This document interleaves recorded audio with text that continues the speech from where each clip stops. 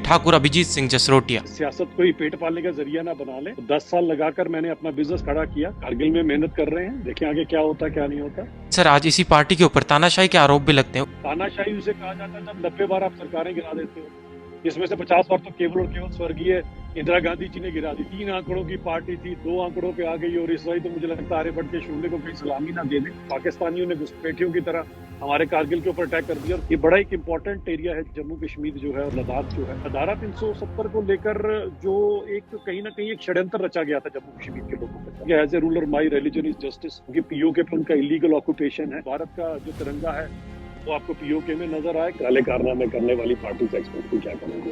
पहले 363 करोड़ रुपया पकड़ा गया और अभी हफ्ता पहले 36 करोड़ रुपया पकड़ा गया। तो ना पाकिस्तान है पर नाम पाकिस्तान रखा हुआ है। Hello everyone, welcome for the very first episode of talks with social transformers. आज के हमारे गेस्ट है नेशनल डिबेट के जाने माने चेहरे, जिनको उनके काम के लिए पूरा जम्मू कश्मीर जानता है और वो यूथ में भी काफी पॉपुलर है। तो welcome the spokesperson of BJP from Jammu Kashmir, Thakur Abhijeet Singh Jasrotia. नमस्कार सर, बहुत बहुत स्वागत है आपका टॉक्स विद सोशल ट्रांसफॉर्मर के पहले एपिसोड में। कैसे हैं आप? बढ़िया, धन्यवाद। पीछे का नजारा भी बहुत ही सुंदर है। इस समय कहाँ पर हैं आप?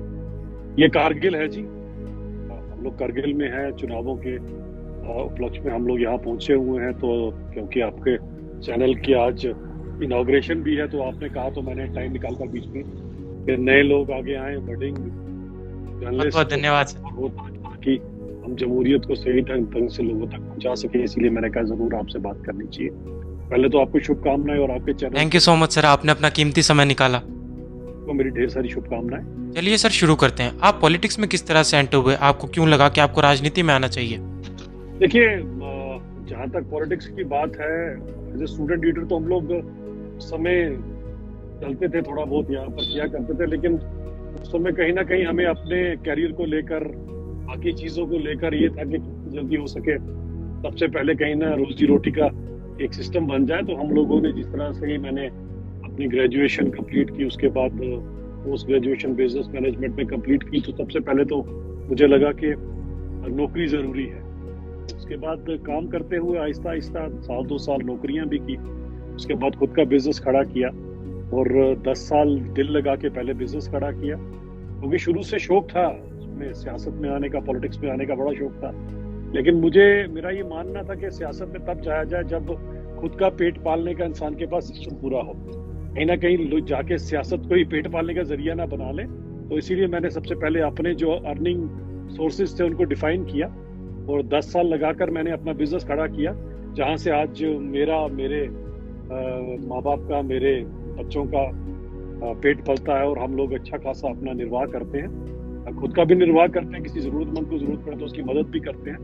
और सियासत में, पॉलिटिक्स में हम लोग केवल और केवल, मैं देश सेवा के लिए आया हूँ और खासकर नरेंद्र मोदी जी को देखकर, उनके साथ जुड़कर मुझे लगता है कि जिस तरह से उन्होंने एक बीड़ा उठाया हिंदुस्तान को विकसित भारत बनाने का, हम लोग भी उसी के अंदर, उसी अश्वमेध यज्ञ में अपनी आहुतियां डाल रहे हैं। और आज देखिए, हम क्योंकि लद्दाख में चुनाव चल रहे हैं तो उसी उपलक्ष्य में हम लोग यहाँ पर कारगिल में हैं, कारगिल में मेहनत कर रहे हैं। देखें आगे क्या होता है क्या नहीं होता। सर, जैसा कि आप बीजेपी के कार्यकर्ता हैं, तो आपने यही पार्टी क्यों चुनी, कोई दूसरी पार्टी क्यों नहीं?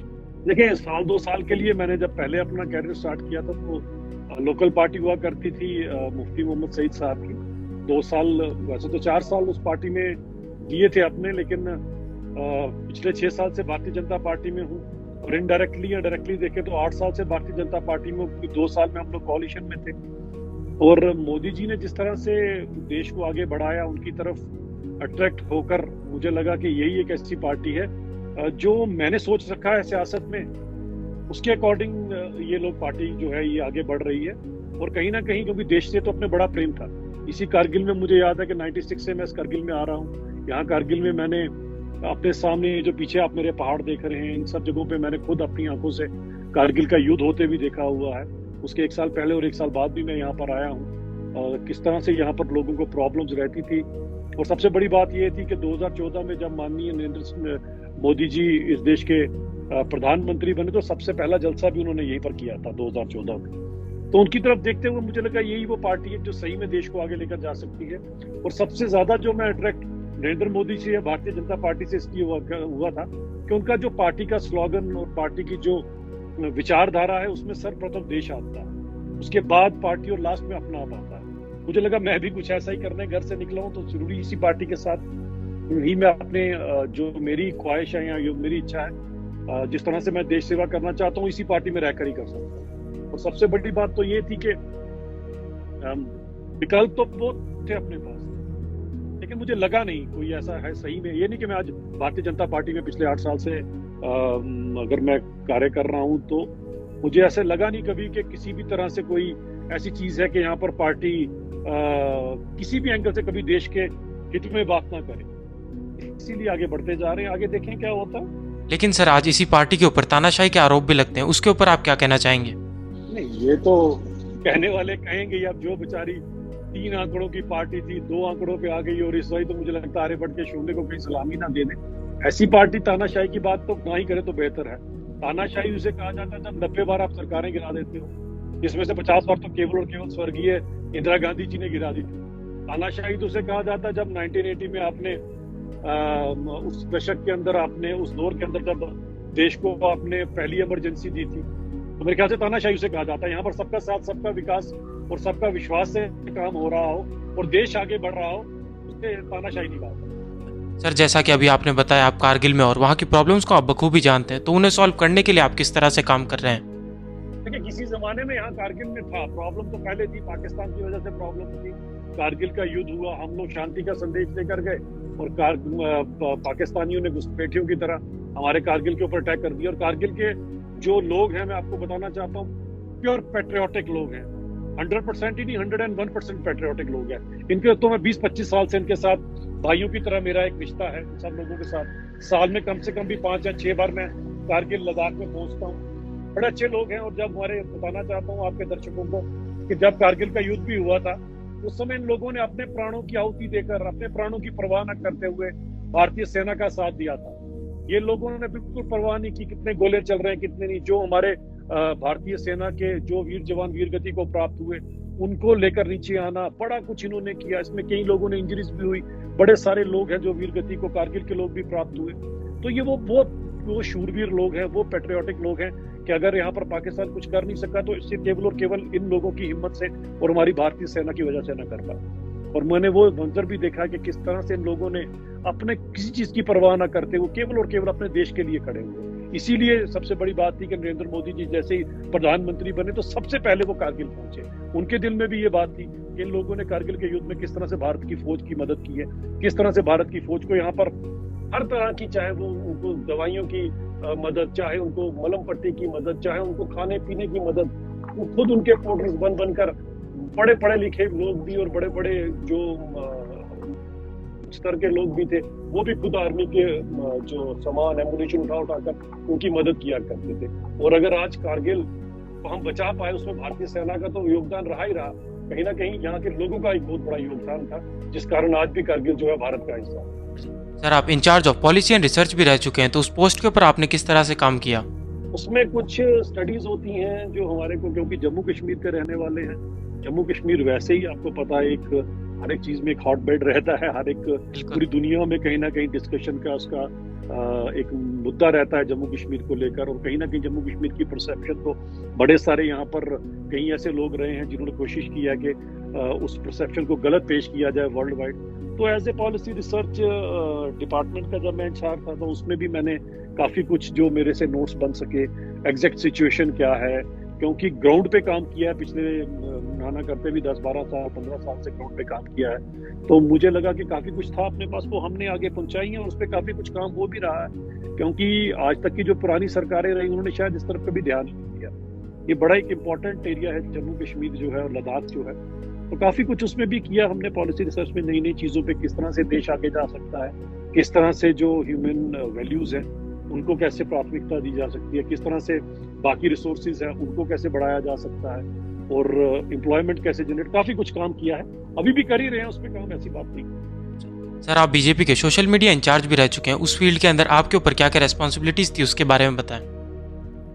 देखिए, सोशल मीडिया का प्रभारी मैं ज्यादा देर तो नहीं, लेकिन थोड़ी देर मुझे काम मिला उसका भी करने के लिए। सोशल मीडिया में काफी कुछ करने की भी है जरूरत, लेकिन फिर भी हम लोग जितना हो सकता है सोशल मीडिया में, क्योंकि आने वाला समय सोशल मीडिया का है और सोशल मीडिया के थ्रू आप बहुत जल्दी अपनी बात को पहुंचा सकते हैं।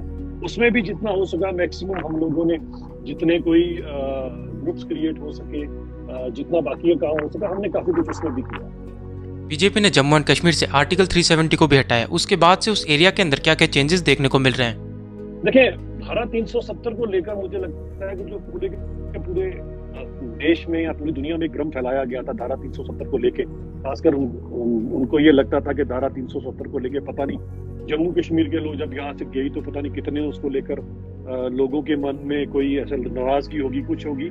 ऐसा कुछ नहीं था। धारा 370 को लेकर जो एक कहीं ना कहीं एक षड्यंत्र रचा गया था जम्मू कश्मीर के लोगों के साथ। अगर आप इतिहास में जाएंगे तो आप देखेंगे हमारी जम्मू कश्मीर की रियासत जब भारत देश आजाद हुआ तो इस तरह से बड़ी सारी रियासतें थी, इसी तरह से जम्मू कश्मीर की रियासत थी। लेकिन जम्मू कश्मीर की रियासत में एक यूनिक ये चीज थी कि हमारे जो महाराजा थे उन्होंने इस रियासत को अंग्रेजों से खरीदा था, पैसे देकर खरीदा था। तो ये महाराजा की अपनी रियासत थी। जब महाराजा ने विलय इस हिंदुस्तान के साथ किया तो पूर्ण रूप से विलय किया था हिंदुस्तान के साथ। लेकिन उस समय कहीं ना कहीं जो उस समय की कांग्रेस पार्टी थी और यहाँ पर जो लोकल लीडर थे नेशनल कॉन्फ्रेंस के, जिसमें शेख साहब थे, उनकी क्योंकि बड़ी दोस्ती, बड़ी मित्रता थी उनकी नेहरू जी के साथ।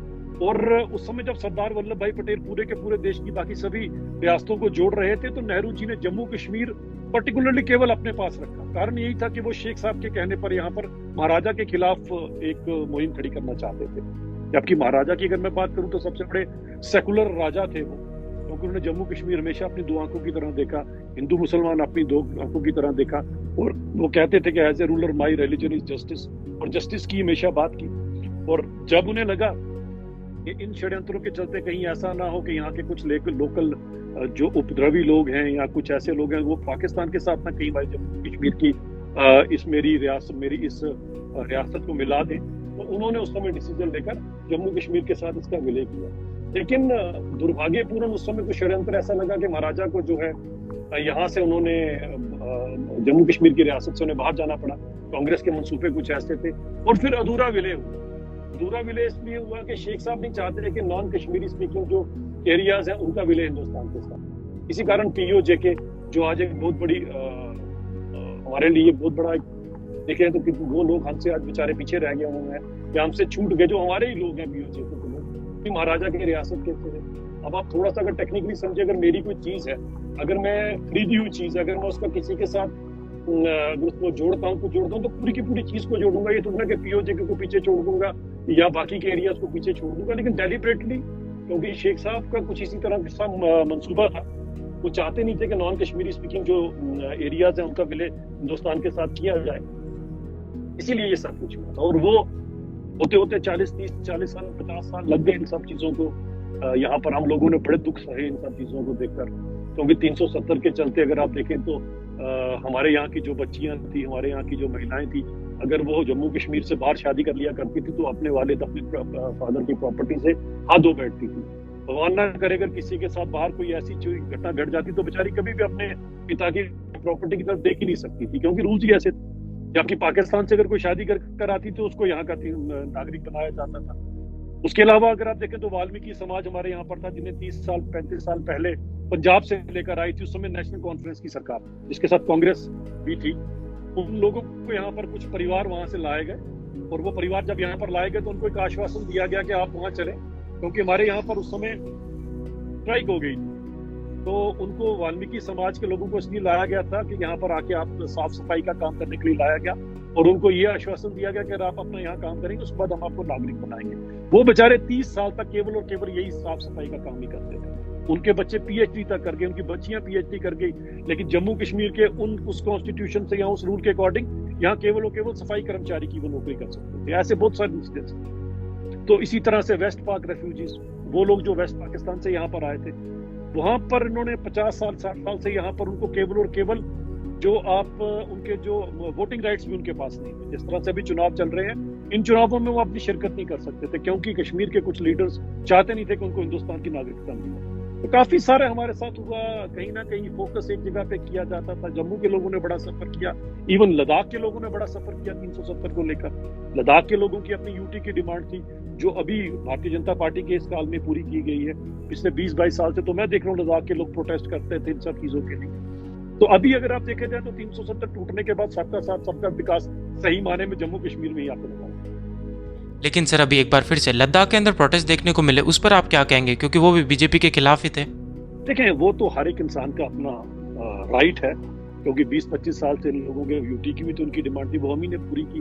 अब सब कुछ एक बारी में नहीं हो जाता, आहिस्ता आहिस्ता सब कुछ हो ही जाता है, एक दिन डाल के किए जा सकता है। सबको पूरा हक है, उनकी भी अपनी कुछ डिमांड्स हैं, उनकी भी कुछ अपनी बातें होंगी, लेकिन मुझे लगता है पूरा कौन कर सकता है। लेकिन अगर आप मुझसे कोई चीज मांगे तो मैं वही पूरी कर पाऊंगा जिसका मेरा सामर्थ्य हो और दूसरा मेरी इच्छा शक्ति भी हो। अब उन पार्टीज के साथ आप कैसे एक्सपेक्टेशन लगा सकते हो जिनकी ना तो सामर्थ्य होगा और ना ही उनकी कभी इच्छा शक्ति रही इतने सालों से। तो अब तो ये लद्दाख के लोगों को डिसाइड करना कि उसे किसको वोट डालना है, किसको नहीं वोट डालना। सर अभी आपने पीओके का जिक्र किया, तो हम ये कब तक मान सकते हैं कि वो ऑफिशियली भारत का हिस्सा बन जाएगा।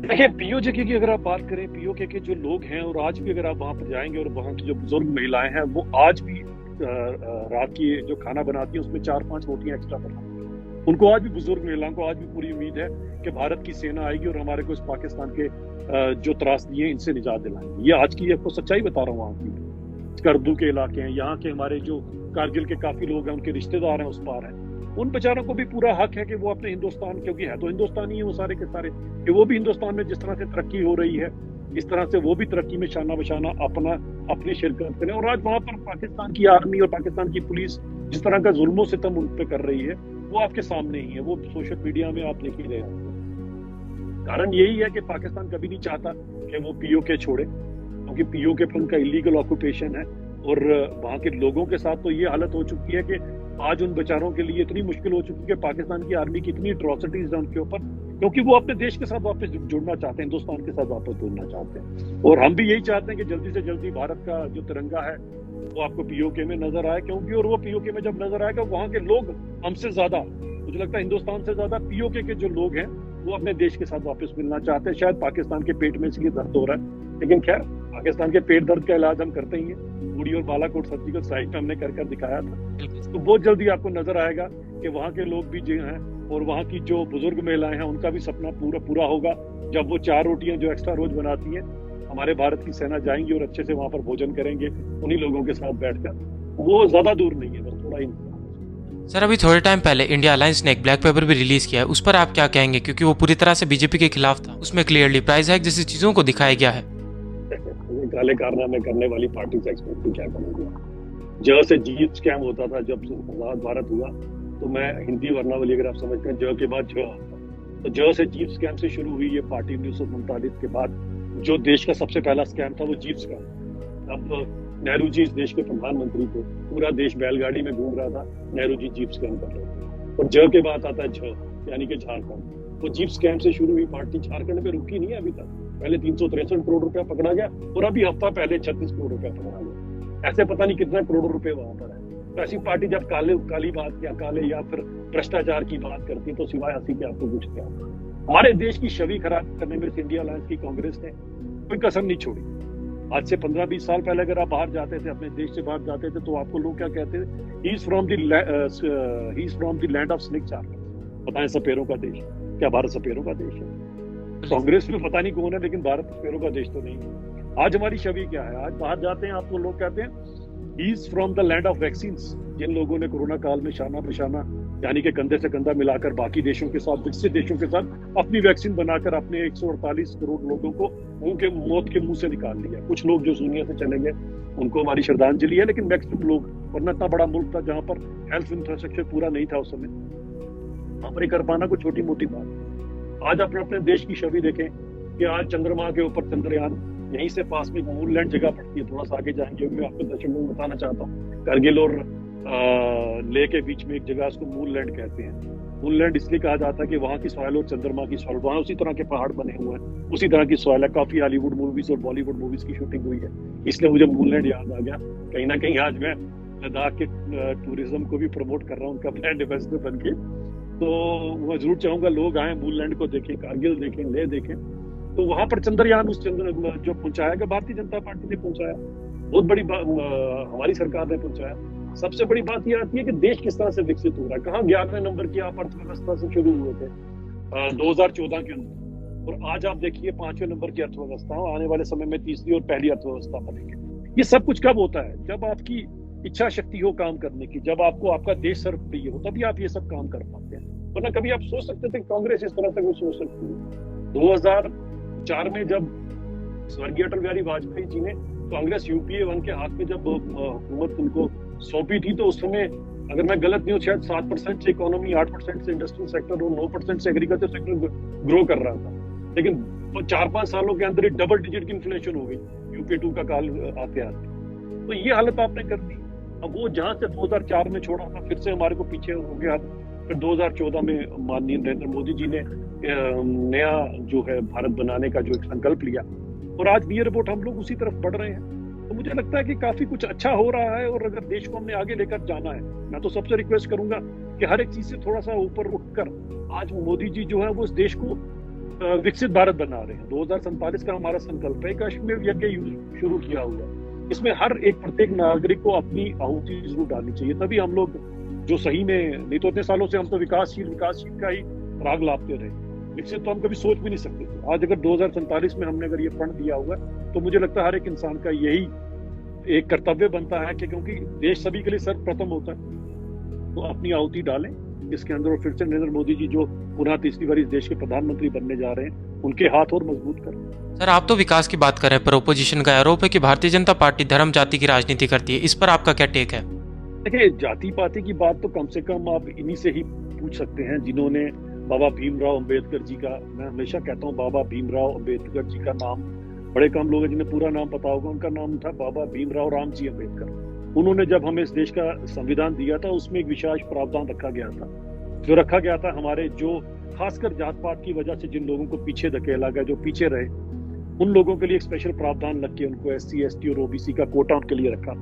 अगर बाबा भीमराव अंबेडकर जी को उस समय लगता कि धर्म के नाम पे आरक्षण देना, तो शायद वो रख देते, और उनको पता था धर्म के नाम पे आरक्षण करेंगे तो आगे देश के 2 टुकड़े हो चुके हैं, उसके बाद 3 टुकड़े हो गए, और कहीं ना कहीं चौथा टुकड़ा भी हो जाता, यानी कि जम्मू कश्मीर भी आज हमारे हाथ से चला जाता। वो तो 90 के दशक में माननीय नरेंद्र मोदी जी ने उस समय शेर की तरह दहाड़ कर लाल चौक में आके तिरंगा फहराया था, और उसी समय टेररिस्टों को चैलेंज किया था कि मैंने किया अपनी माँ का दूध, आओ बताओ किसने क्या करना है, करके दिखाया। अगर उस समय नरेंद्र मोदी जी ना आते तो मैं आपको बता देना चाहता हूँ, शायद बड़े सारे लोगों को नहीं पता होगा, आज ये जम्मू कश्मीर जो षड्यंत्र यहाँ बुने जा रहे थे, और जिस तरह से कांग्रेस की मंशा थी, तो जिस तरह से यहाँ पर लद्दाख का अक्साई चीन, डूरू वैली और चाबी वैली और पैंगोंग लेक का कुछ पार्ट जो इन्होंने चीन को सौंप दिया, ये भी इन्होंने पाकिस्तान को सौंप दिया होता। ये तो नरेंद्र मोदी जी जैसे प्रधानमंत्री आ गए तो आज हम लोगों को निजात मिल गई गुलामी की जंजीरों से, 370 की जंजीरों से, और हम पूरी तरह से हिंदुस्तान के नागरिक हो गए। तो मुझे लगता है कम से कम ये लोग तो अपोजिशन वाले इस तरह की बात ना ही करें तो बेहतर रहेगा। सर, क्या बीजेपी अपने 400 पार के नारे पर खरी उतर पाएगी? जरूर कर पाएगी जी, क्यों नहीं कर पाएगी। देश में कौन इंसान है जो तरक्की करना नहीं चाहता, सिवाय कांग्रेस वालों को छोड़ के। उनका तो रिवर्स गियर लगा हुआ, जिस तरह की उनकी मानसिकता है। क्योंकि आप बात करें, देखें, धर्म विशेष के ऊपर राजनीति शुरू कर दी है उन्होंने। कर्नाटक के अंदर एक पर्टिकुलर धर्म विशेष के लोगों को अगर आप SC ST OBC का कोटा काट कर अगर आप दे रहे हैं, तो वो देश का एक और टुकड़ा करने जा रहे हैं। मुझे लगता नहीं है कि देश का कोई भी नागरिक, भले वो किसी भी धर्म से हो, वो कभी नहीं चाहेगा कि हमारे SC भाइयों का, ST भाइयों का, OBC भाइयों का कोटा, उनका हक उनसे छीना जाए। तो सीधे 400 पार जाना तय है। एक तरफ आप 400 पार की बात कर रहे हैं, लेकिन कश्मीर की तीनों ही सीट पर बीजेपी का कोई भी कैंडिडेट नॉमिनेट नहीं हुआ। इस पर आप क्या कहेंगे? देखिए, अटल जी ने कहा था कि पार्टियां बनती बिगड़ती रहती हैं, सरकारें आती जाती रहती हैं, देश रहना चाहिए, और देश हित के अंदर कुछ ऐसी चीजें होती हैं जिनके लिए आपको इस तरह के कुछ फैसले करना पड़ते हैं। क्योंकि कहीं ना कहीं जीतना ही इन 3 सीटों के ऊपर भारतीय जनता पार्टी का उद्देश्य नहीं था। हमारा उद्देश्य ये था कि जमहूरियत को अमली जामा पहनाया जाए, यानी कि डेमोक्रेसी को सही मीनिंग दिया जाए। आज आप देख लीजिए, कल ही जब उमर साहब ने अपना वोट डाला है, तो उन्होंने कहा हमारी 3 पीढ़ियों ने इकट्ठे वोट डाले। खैर, वो बेचारे कई दुर्भाग्यपूर्ण कई लोग ऐसे भी थे जो उमर साहब की पार्टी के चलते यहाँ पर कई पीढ़ियां ऐसी भी थी जिन्होंने अपने प्राण गंवा दिए और कभी भी वोट न डाल सके। आज उमर साहब को अगर ये मौका दिया है तो नरेंद्र मोदी जी ने दिया है, भारतीय जनता पार्टी ने दिया है, इस देश ने दिया है। तो सबसे पहले उमर अब्दुल्ला साहब को तो शुक्रगुजार होना चाहिए नरेंद्र मोदी जी का कि उनकी 3 पीढ़ियां इकट्ठी वोट डाल रही, क्योंकि जमहूरियत को अमली जामा पहना है। तो हमारे लिए सुख शांति सबसे बड़ी चीज थी कश्मीर के अंदर, हमारे लिए कश्मीर की तरक्की सबसे बड़ी चीज थी, 2.5 करोड़ के सैलानी सबसे बड़ी चीज थी, G20 का इवेंट सबसे बड़ी चीज थी। हमारे लिए ये था कि कश्मीर के अंदर जो कम से कम एक खौफ, एक डर का माहौल था कि सुबह अगर किसी का बच्चा बाहर निकलता था, गारंटी नहीं थी कि बाहर वापस आ सके, किसी का वालिद बाहर निकलता था, गारंटी नहीं थी वापस आ सके, किसी की बहन या किसी की बेटी बाहर निकलती थी, उसकी भी गारंटी नहीं थी कि वापस जिंदा आ सके। क्योंकि इस तरह का डर का माहौल, इस तरह बंदूक का एक कल्चर चल चुका था। आज तो मोदी की गारंटी है जो घर से निकलेगा सेफ एंड साउंड वापस पहुंचेगा। तो मुझे लगता है ये सबसे इंपॉर्टेंट था। सीटों का क्या है जी, अभी नहीं तो आने वाले समय में। आपको बताना चाहता हूँ कि डीडीसी में 3 कमल खो चुके हैं, और बड़े कम लोग जानते होंगे कि कश्मीर में सबसे ज्यादा कमल होते हैं, पूरी दुनिया में सबसे ज्यादा। तो आप देखिएगा भारतीय जनता पार्टी भी एक दिन कश्मीर की हर सीट पर, हर कॉन्स्टिट्यूएंसी में, प्रत्येक एमएलए, हर बीडीसी डीडीसी आपको केवल बीजेपी का नजर आएगा। थोड़ा सा समय जरूर लग रहा है जिसमें हम लोग काम कर रहे हैं। सर, आपने अभी कश्मीर के डर की बात करी। अभी रिसेंटली पूंछ के अंदर एक और टेररिस्ट अटैक हुआ, तो क्या हम आतंकवाद को रोकने में सक्षम रहे? देखिए, इंसिडेंस इक्का दुक्का इंसिडेंट जरूर होता है, दुर्भाग्यपूर्ण होता, करे क्या। एक ऐसा नापाक मुल्क हमारा हमसाया है जिसका नाम पाकिस्तान है तो नापाकिस्तान है, पर नाम पाकिस्तान रखा हुआ है। अब वो अपने षड्यंत्रों में कभी कभी कामयाब हो जाता है। पर आप देखिए, पूरी दुनिया के अंदर आप डेवलप्ड कंट्री उठा के देख लीजिए, बड़े बड़े कंट्री बताए 101% टेररिज्म से फ्री कौन सा कंट्री, वैसा कंट्री है जहां पर आप गारंटी दे सकते हैं कभी कोई इंसिडेंस नहीं होगा। ऐसा होता है ट्विन टावर के अंदर लोग टेररिस्ट जो विमान लेके ना घुसते, यहाँ पर भी वही 1% की प्रोबेबिलिटी रहती है। अगर 1% 2% इंसिडेंट्स होती है, और उस पर हाय तोबा देखिएगा अपोजिशन कितनी मचाती है। कम से कम पत्थरबाजी का 0% रेट है आज, एक भी पत्थरबाजी का इंसिडेंस नहीं होता, एक भी कोई और बाकी का अनटूवर्ड इंसिडेंस नहीं होता। 2.5 करोड़ से ज्यादा के टूरिस्ट हैं कश्मीर के अंदर, जिन लोगों ने पिछले 20-25 साल से कभी अपने होटलों की किस्तें नहीं दे पाते थे, आज वो पुराने होटलों की किस्तें पूरी कर नए होटल भी खड़े कर दीजिए। चेक करके देख लीजिएगा, 1 साल की बुकिंग नहीं मिलेगी आपको कश्मीर के अंदर। तो ये अमन सुकून कैसे आया? भारतीय जनता पार्टी ने काम किया, इसलिए अमन सुकून आया। तो मुझे लगता है ये चीजें बड़ी इंपॉर्टेंट है। अब अपोजिशन वाले यहाँ ये कोई भी बात करते रहे, लेकिन चीजें बदल चुकी हैं कश्मीर की। सर, लास्टली आप सभी को क्या मैसेज देना चाहेंगे और क्यों उन्हें बीजेपी को ही वोट देना चाहिए? देखिए, 2 मैसेज हैं। पहले तो उन युवाओं को मैं मैसेज देना चाहता हूँ जो मेरी तरह पॉलिटिक्स में, सियासत में आना चाहते हैं, और आना भी चाहिए, क्योंकि मुझे लगता है सबसे ज्यादा अगर कहीं पर डेफिशिएट है वो देश को लीडर्स का है। 148 करोड़ के मुल्क में लीडर्स नहीं है तो हैं, लेकिन जितने होने चाहिए उतने नहीं है। और मैं जरूर चाहूंगा कि यंग पीढ़ी, जो युवा लोग हैं, आप जैसे आपकी एज ग्रुप के लोग हैं, वो सियासत के अंदर आए और एक देश सेवा के भाव से। तो सबसे पहले अपने अर्निंग सोर्स डिफाइन करते हैं। जो भी सियासत में आना चाहता है, कम से कम ये हो कि वो सेवा भाव से यहाँ पर आए। सियासत को कहीं रोजी रोटी का जरिया समझकर कोई ना है, फिर देश आगे ना बढ़ पाएगा। सबसे पहले तो मेरा ये आप सबको, युवाओं को संदेश रहेगा, इस देश के युवाओं को, क्योंकि 2047 में जब विकसित भारत बनेगा तो सबसे ज्यादा शिरकत उसमें युवाओं की रहेगी। इसीलिए उनको ये मैसेज जरूर देना चाहूंगा कि जिस तरह से आप यूपीएससी की तैयारी करते हैं, बाकी बड़े बड़े एग्जाम्स की तैयारी करते हैं, इस तरह से अच्छे नेता की भी तैयारी करें, अच्छे नेता भी बने। देश को अच्छे नेता की बहुत जरूरत है। और दूसरा, भारतीय जनता पार्टी क्यों ज्वाइन करें? क्योंकि भारतीय जनता पार्टी एक ऐसी पार्टी है जो इसके लिए सर्वप्रथम देश है, उसके बाद अपनी पार्टी, और लास्ट में अपना आप है। और मुझे लगता है इससे बेहतर पार्टी कोई और है नहीं है जिसके मन सही में ही, जिसका ट्रैक रिकॉर्ड आपके साथ। आज सोशल मीडिया का जमाना है, आप हमारे 10 साल इनके 60 साल के साथ कंपेयर कर लीजिए, और मजा तो वही आएगा जिस पार्टी के अंदर कम से कम भाई भतीजावाद नहीं है। इसके अंदर ये नहीं है कि अब्दुल्ला के आगे अब्दुल्ला और अब्दुल्ला के पीछे अब्दुल्ला, अब्दुल्ला ही रहेगा। मुफ्तीज के आगे मुफ्तीज, मुफ्तीज के पीछे मुफ्तीज। और कांग्रेस में बाबा, राहुल बाबा के आगे भी राहुल बाबा, फिर उसके पीछे भी गांधी, उसके आगे भी गांधी। इस पार्टी में अगर आप आते हैं, जैसे अभिजीत सिंह जसरोटिया यहाँ पर आया है, तो मेरे पूरे खानदान में कोई सियासत में नहीं है, लेकिन भारतीय जनता पार्टी ने मुझे मौका दिया है। आज जम्मू कश्मीर, लद्दाख, हर जगह पे मैं काम करता हूँ। अगर मेरे को किसी खानदानी ठप्पे की जरूरत नहीं पड़ी कि मुझे भारतीय जनता पार्टी में आना पड़ा, मैं अपने दम पर यहाँ पर आया, और भारतीय जनता पार्टी ने जितना मेरा टैलेंट था उस हिसाब से मुझे पूरे मौके दिए काम करने के। और सियासत में हर इंसान चाहेगा कि वो आगे बढ़े। अगर आप गांधी परिवार वाली पार्टी के साथ जुड़ेंगे तो आपके आगे कोई ना कोई गांधी खड़ा हो जाएगा। इसी तरह से मुफ्ती परिवार में मुफ्ती खड़ा हो जाएगा, अब्दुल्ला परिवार में अब्दुल्ला खड़ा हो जाएगा। भारतीय जनता पार्टी ही है जिसमें आगे कोई नहीं है। जितना आप में सामर्थ्य होगा, जितना दमखम होगा, जितनी इच्छा शक्ति होगी, जितना आपका कर्म अच्छा होगा, उतनी दूर आप पहुंचेंगे इस पार्टी के। चलिए, बहुत बहुत धन्यवाद सर, आप अपना समय निकाल कर आए। Thank you so much sir. आपका थैंक यू।